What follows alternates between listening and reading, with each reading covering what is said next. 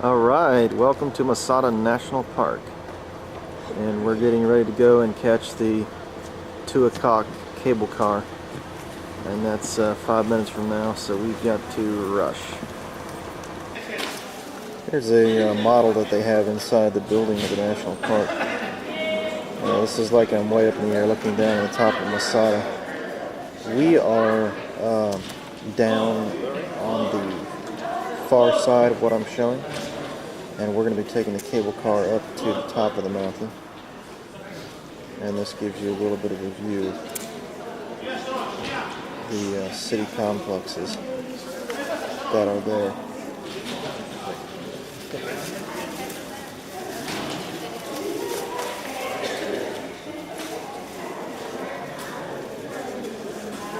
This was built by Herod the Great as a fortress. And his palace is just coming into the picture, and it was terraced stepwise to the left there down the side of the mountain. Would have been beautiful. I have a couple of overlays that will show that, and I'll try to get a video of that later on. Actually, there were 2 palaces. That one on the left he's talking about is the northern palace. There was another palace on the southern end, up on top. This was the northern one was more private. The top one was for a little bit more public. Over on the right, you'll see, on that other peak, you'll see a square. You see 3 circular things. You see a square. That's where Titus had his camp, so he could look across what's happening. And in the middle and the back is where they built the ramp down here, the siege ramp. So the siege ramp, we have one. And right there is the ramp.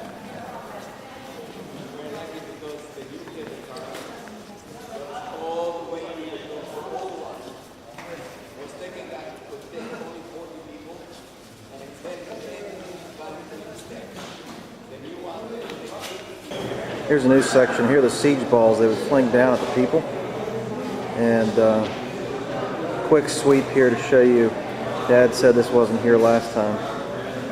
This is pottery displays and a series of the pictures of the excavations that they did. And the cable car is going to leave without me, so we'll just have to do that and be done. So here we are getting onto a cable car. And this is what they look like. And then I'm going to turn and show you what kind of trip this is going to be. Follow the lines up to the top, all distance, and you can zoom in and see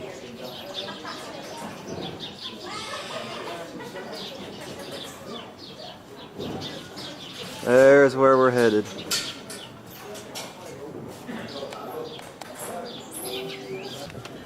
So here we go, and we're off. 100 years later, in the year 70 to 73, Jews that escaped from Galilee, from Qumran, from all over, they came here. And the Roman, after they destroyed the temple in Jerusalem in the year 70, they knew about the Jews that fled here to Masada, and they came here to conquer Masada. Some people say, why the Roman will put and give so much effort to conquer this mountain? Why not to leave it and to go back to Rome? If they did it, if they did so, this will give an inspiration and motivation for the Jews to start again the uprising, and then they need to come back again. So they want to finish any source of uprising, any source of revolt against them. You see the snake path, you see the Roman camp, you see the wall over there, you see the square camps. This is a part of the Roman siege. You see the wall around the city like a line of stone, and behind the line of stone you see the square camps. There were 8 square camps So nobody can escape. put and built around the mountain as a Roman siege. They call it the snake path, not because there are snakes here, Even there are few, but the shape of the climb, and that was the only way to climb the mountain during King Herod time, to climb the snake path. That's the original snake path. The biggest part of it is the original discovered by Professor Shmariah Gutman. Shmariah Gutman was the archaeologist that were discovering that in 1930s, but the major dig was done 30 years later by Professor Yigael Yadin between 1963 to 1965. Is that how the Romans got up? Yes, they tried to climb up. They lost their tickets to the cable car, the Romans, so they had to climb up.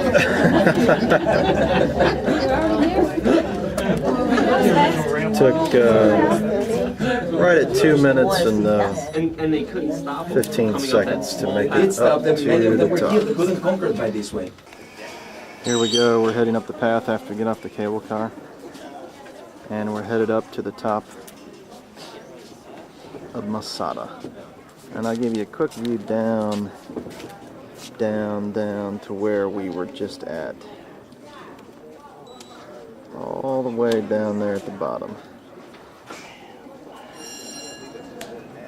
The engineering feat to get those cables up here. So that was quite a ride, quite an experience. A lot of fun doing that. To get that up.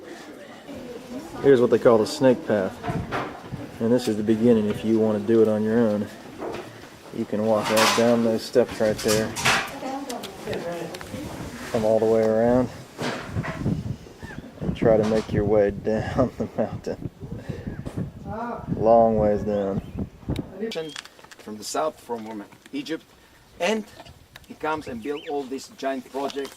He built 2 walls. Who need a wall in a place like this? But he built 2 walls, and between the walls, he was using all the people to live between the 2 walls. And the center was left as a public area. Josephus Flavius tells us it was public place, and also wheat fields. There were wheat fields here on the mountain. Now, I told you about the Romans. The Romans tried, when they followed the Jews, they come here in the year 70, they tried to climb the mountain.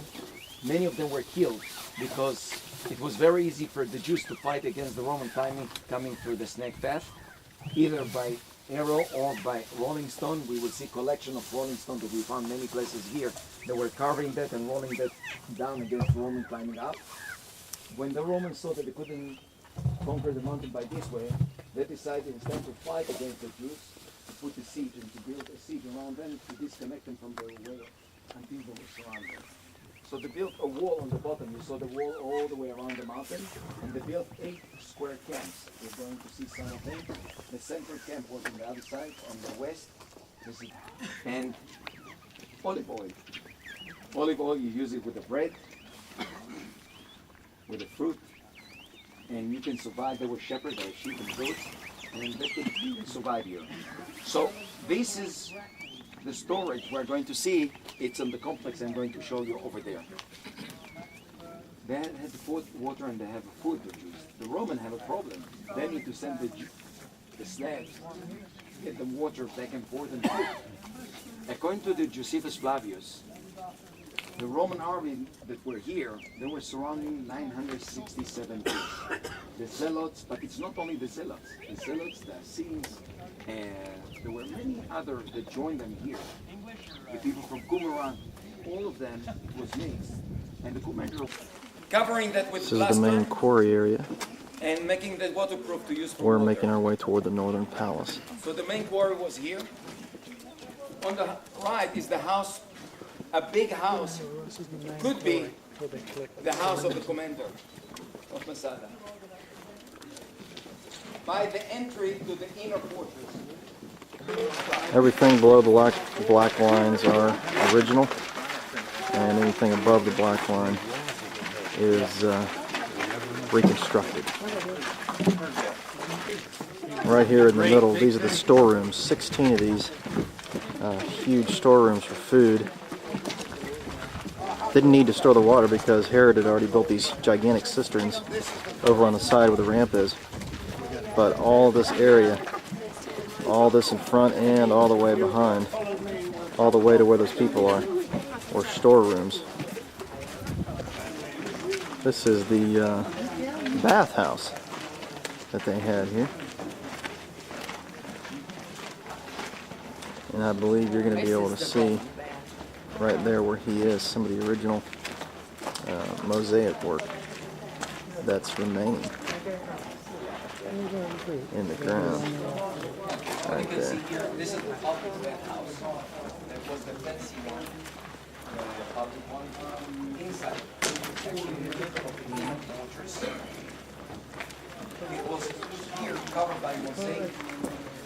That was outlined. The row of columns that you see here.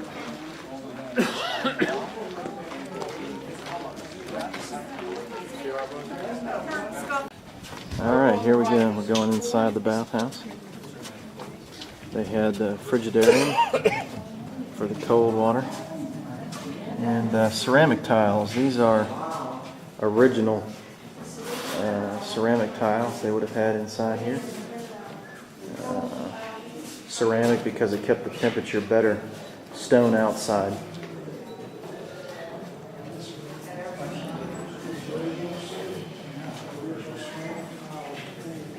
Said everybody hurry up, please.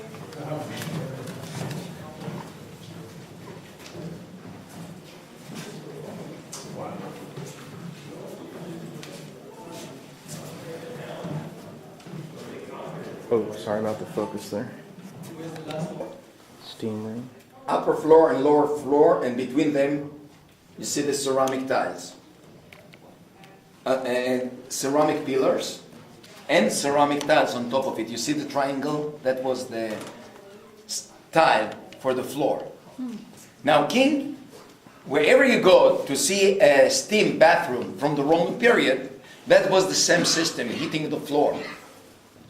You put, if you want to use this dry sauna, you leave it the way it is. If you want to use this steam room, you put water on the floor. Because the floor is very hot, you have. This is Choni. Choni or Chonio. We know there were a priest family, Chonio, Choni. One is here, it's probably Ben Yair, the commander. This is Gimel, Yud, Vav, Resh, Aleph. Giora. The original 10 lots. The last people Do they know to who commit the suicide. last one was? Just a gorgeous view. This is off the left side of the northern palace, looking over to the west.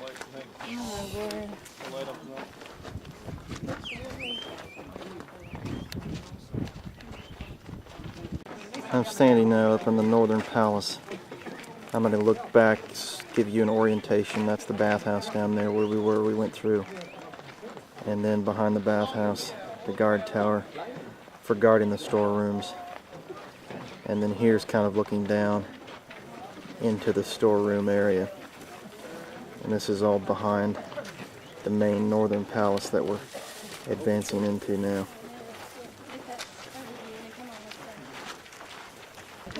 There's a view off the right side of the northern palace looking down toward the remains of the Roman camps, and you can see the wall stretching along that they had there down the bottom.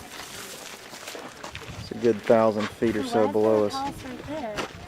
This is looking east off the side of the mountain.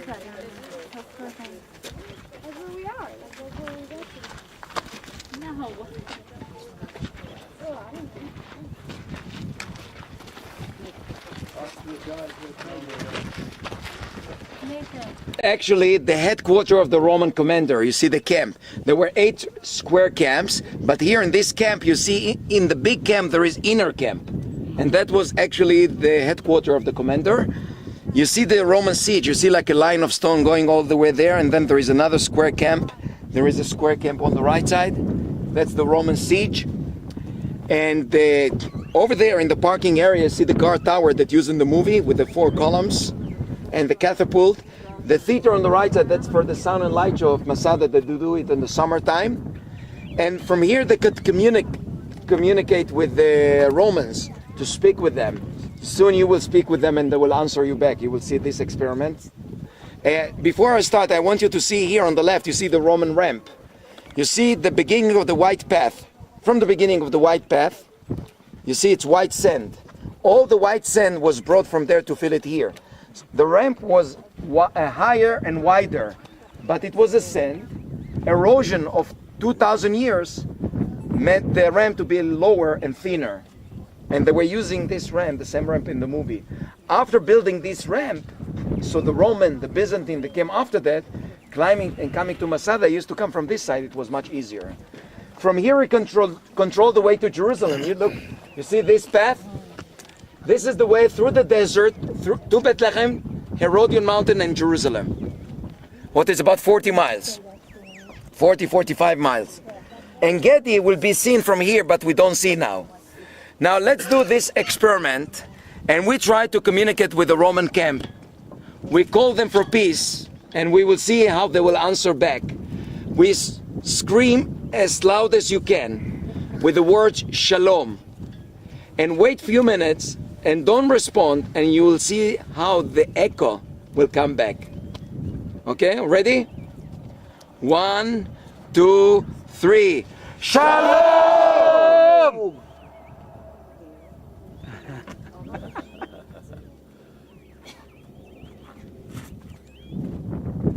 You want to try again? Yeah. Still, it will work.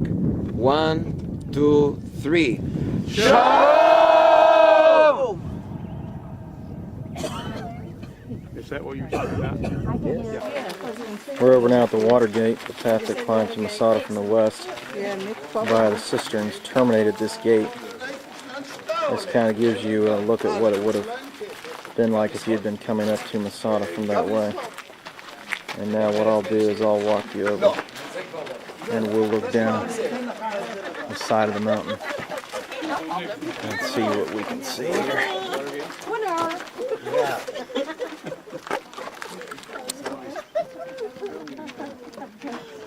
So,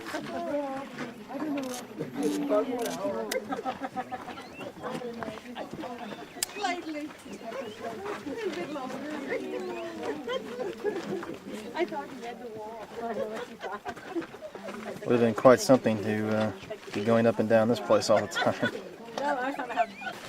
Just looking again west off the west side of the palace area. And this down here is the cistern that you can see. And I'll go over to where Shlomo is and look down inside of it. Off above them, you can see the wall along the edge of the mountain stretching out into the distance. There we are down inside. And along with this, you have the mikvah, ritual bathing area. Always a part of purification before worship. And this is right next to the synagogue. We're going over to have a look at the synagogue area. The oldest synagogue in Israel is right here. So here's a recreation of what it looked like inside. And there was even a small room in the corner of the hall which apparently served for storage of Torah scrolls that got too old to use. And they found fragments of biblical scrolls, including the vision of the dry bones of the book of Ezekiel. And we'll go inside and have a look. Probably it was built as a regular building by King Herod the Great. And they changed it later into synagogue.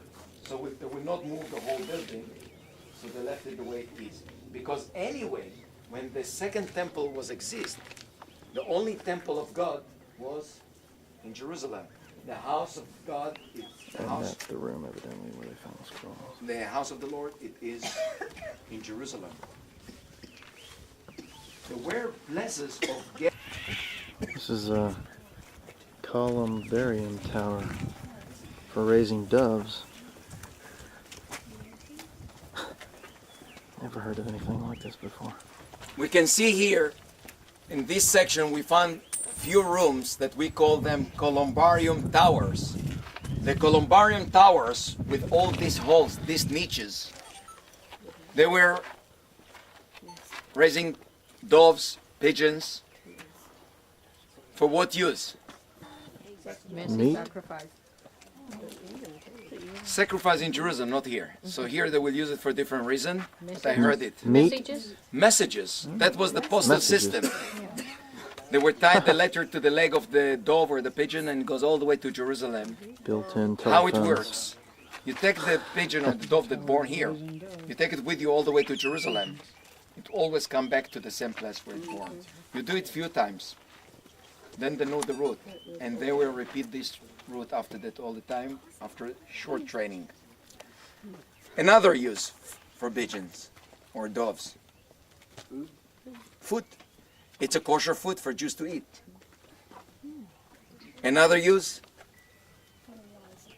Fertilizes the dirt of. So here's a picture of the ramp coming up the west side of the mountain. And there's their tower that they were attacking off of. And I'm going to walk you over and show you the breaching point. This is where they finally made their way up onto Masada. So let's go over. Be higher and wider. But you can see how low it is here, but still you can see it very well. This is no reconstruction. This is the way we found it. After this ramp was ready, so it's much easier now to climb to Masada for the people coming from Arad, from Beersheba. So they come by this way and then they can climb by 15-20 minutes. They would be on the top. So the inner and outer wall, this is the inner wall. Yes, the inner. No, that's the external. The inner will be somewhere here. So this is what's left after 2,000 years of the siege ramp they built up the side of Masada. Right over here by the breaching point, in fact right in front of it, this is what they found, this pile of stones. Of course these would have been used as weapons of some kind to throw down or hurl down on the people advancing up the ramp. So we finished up the tour of Masada, pretty much stayed on the northern side, and here we are back down toward the lift to take the cable car down the mountain. It's too bad it's so foggy. If it was not so foggy, we'd see all the way to Jordan right in this shot across the Dead Sea. But the fog has made the temperature really nice, so that's been a plus. Here's a view of the mechanics at the top that go into making up the cable car. Got the big winch, the wheel up there that brings the cars on up. And we're about to load up and head on back down. We're looking at the Masada guest house. Covered over the top. Used to be down. I thought the systems were on the western side. Now you're looking at the canyons and the terrain here at the base of Masada. Okay, they do that up on the higher level. And once again, there's that base Roman camp. It's amazing. You can see the walls here. It's beautiful down there, isn't it? Somebody worked hard to compile those.